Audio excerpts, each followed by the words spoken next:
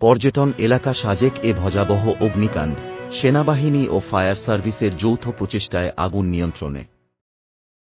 2-4 ফেব্রুয়ারি 2025 দুপুর 1:25 ঘটিকায় বাঘাইহাট জোনের পর্যটন এলাকা সাজেক এ বৈদ্যুতিক শর্ট সার্কিট থেকে ভয়াবহ অগ্নিকাণ্ডের ঘটনা ঘটে। এতে আনুমানিক 50টি রিসোর্ট, 30টি রেস্টুরেন্ট এবং 20টি বেসামরিক বসতবাড়ি পুড়ে যায়।